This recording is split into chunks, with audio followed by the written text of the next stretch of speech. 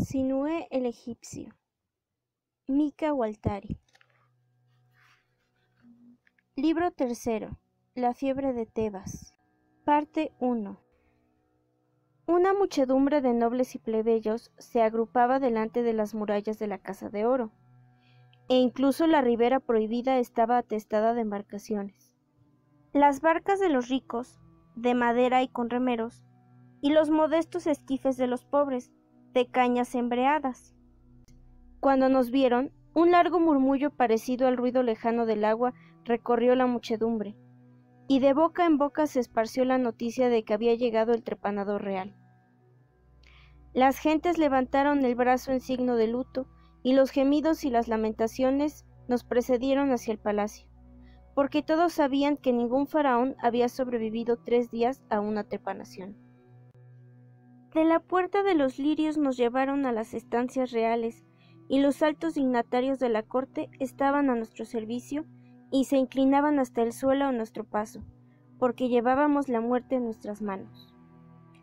Nos habían preparado una cámara especial para purificarnos, pero después de haber cambiado algunas palabras con el médico real, Taor levantó el brazo en señal de luto y ejecutó distraídamente las ceremonias de la purificación.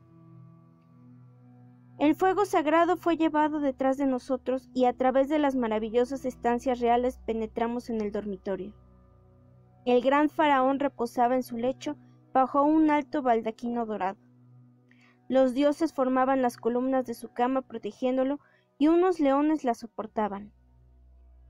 Estaba extendido sin ninguno de los emblemas de su poderío, el cuerpo tumefacto y desnudo, sin conocimiento, la cabeza inclinada hacia un lado, jadeando penosamente, mientras la saliva caía por la comisura de sus labios. El poderío y la gloria son tan efímeras que el faraón no se distinguía en nada de un agonizante cualquiera de la casa de la vida. Pero en las paredes de la estancia los caballos empenechados seguían arrastrándolo en su carro real. Su mano potente tendía el arco y los leones perecían bajo sus dardos.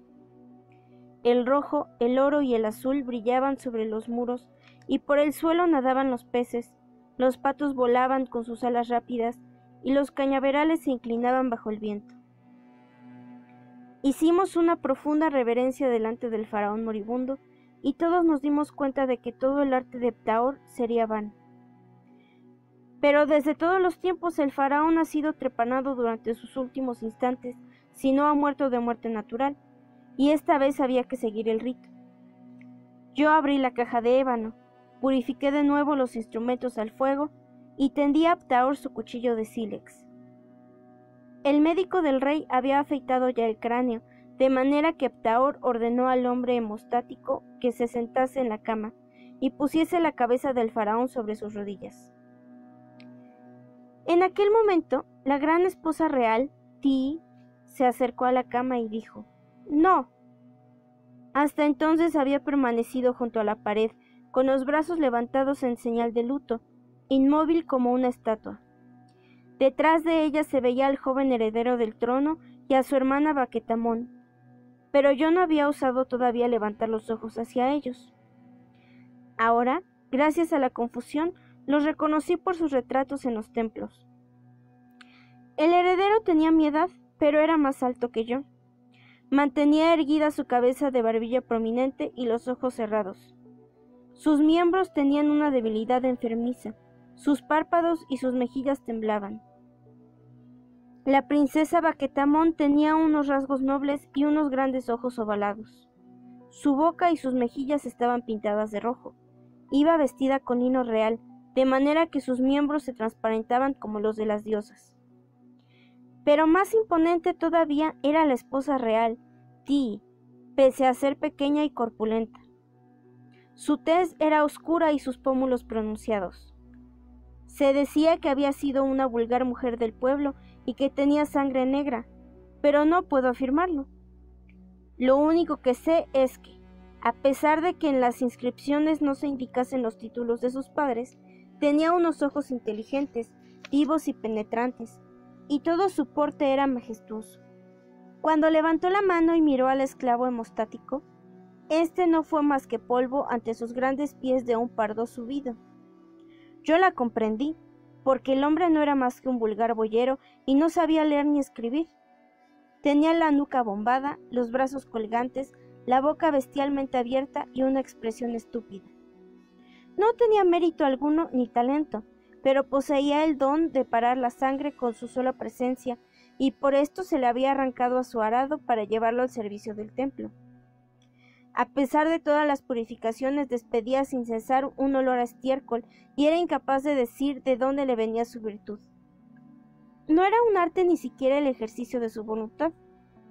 Era un don que estaba en él como una piedra preciosa en su ganga, y no podía adquirirse ni por el estudio ni por un ejercicio espiritual. «No permito que toque a un ser divino», dijo la reina. «Yo sostendré la cabeza del dios si es necesario». Ptaor protestó arguyendo que la operación era cruenta y desagradable para ser presenciada. A pesar de esto, la esposa real tomó asiento en el borde de la cama y cogió la cabeza de su moribundo esposo sin ocuparse de la saliva que le mojaba las manos. «Es mío», añadió, «que nadie más lo toque. Sobre mis rodillas se entrará en el reino de la muerte.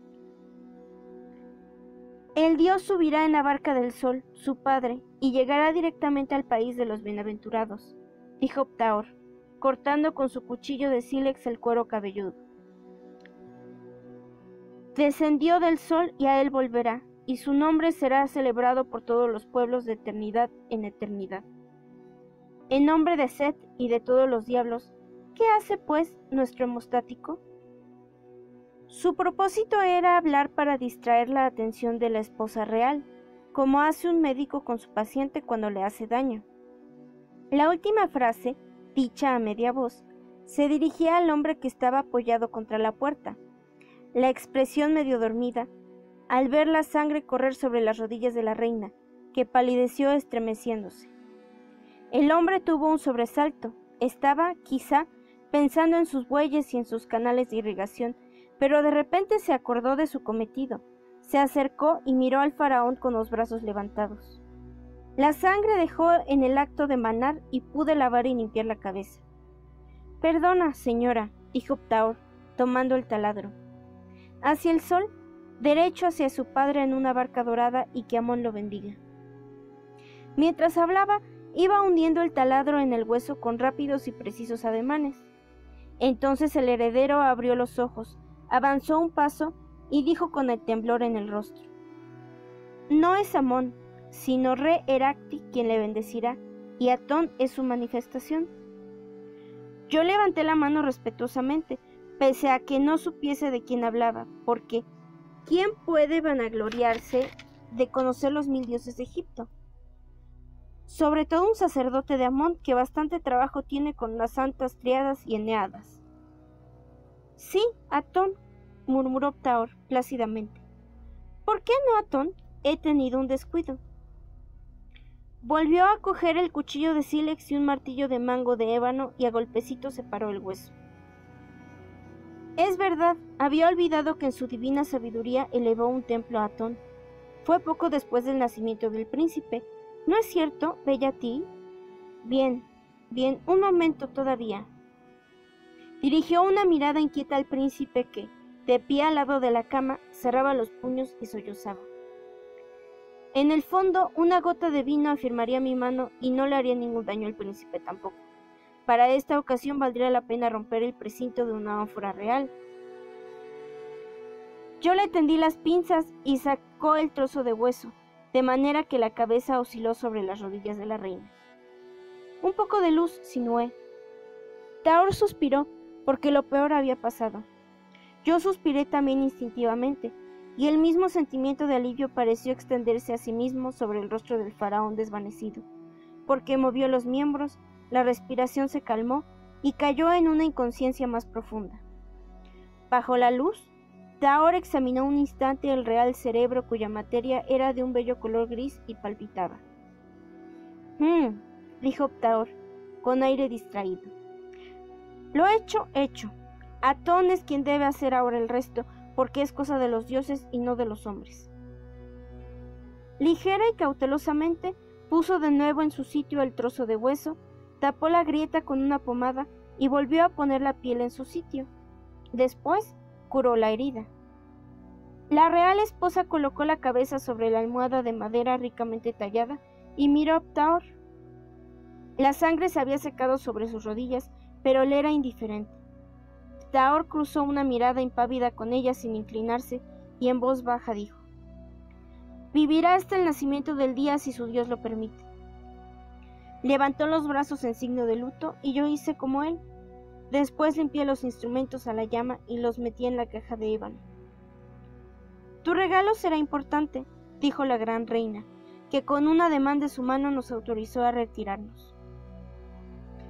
Nos habían servido una comida en una sala del palacio y Ptaor vio con júbilo un gran número de jarras de vino a lo largo de las paredes. Hizo abrir una después de haber examinado atentamente el precinto y los esclavos nos vertieron agua sobre las manos. Al quedarme solo con Ptaor, lo interrogué acerca de Atón, porque verdaderamente ignoraba que Amenhotep III hubiera hecho construir un templo a este dios. Ptaor me explicó que Re-Ektari era el dios familiar de los Amenhotep, porque el más grande de los reyes guerreros, el primer Thutmés, había tenido un sueño en el desierto, al lado de la Esfinge, en el cual este dios se le apareció para anunciarle que un día ceñiría la corona de los dos reinos, lo que en aquel momento parecía increíble, porque había varios herederos delante de él.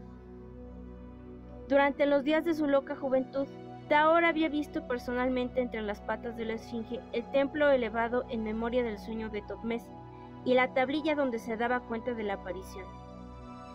Desde entonces la familia había venerado a Re-Ektari, que habitaba en Heliópolis, y cuya forma de aparición era Atón. Por esto también en Tebas se había erigido un templo a este dios, pese a que estaba representado por un toro que llevaba un sol entre los cuernos y Horus bajo la forma de un halcón. Este Atón era un dios antiguo, más antiguo que Amón, pero olvidado hasta el día en que la esposa real había puesto un hijo en el mundo después de haber ido a implorar a Atón en Heliópolis. Así es como el príncipe heredero es el hijo celeste de este Atón, dijo Ptaor después de un largo rato. La real esposa tuvo su visión en el templo de Re-Ektari y dio un hijo al mundo. Trajo de allí también un sacerdote muy ambicioso que había conseguido ganar su favor. Se llama Ai, y su esposa fue la nodriza del príncipe. Tiene una hija cuyo nombre es Nefertiti, que ha mamado la misma leche que el príncipe heredero del trono y ha jugado con él como una hermana, de manera que ya puedes imaginarte lo que ocurrirá. Ptaor bebió más vino, lanzó un suspiro y añadió: nada es tan agradable para un anciano como beber buen vino y charlar de cosas que no le importan. Sinué, hijo mío, si supieses cuántos secretos se ocultan tras la mente de este viejo trepanador.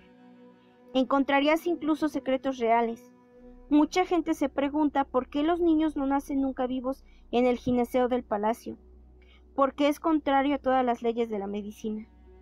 Y sin embargo, el soberano actualmente trepanado no se andaba con remilgos en los días de su fuerza y de su goce. Fue un gran cazador que derribó 1000 leones y 500 búfalos. Pero el número de mujeres que derribó bajo la sombra de su baldaquino, ni el guardián del harén sería capaz de decirlo. Sin embargo, no tuvo más que un hijo único con ti. Yo me sentí excitado porque había bebido bastante vino también. Por esto suspiré al contemplar la piedra verde que llevaba en el dedo. Pero Ptaor prosiguió implacablemente. Conoció a su real esposa durante una cacería.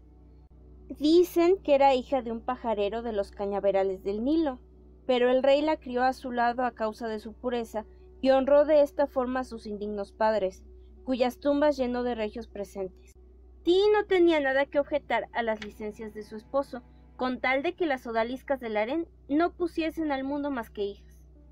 Y sobre este punto se vio favorecida por una suerte maravillosa.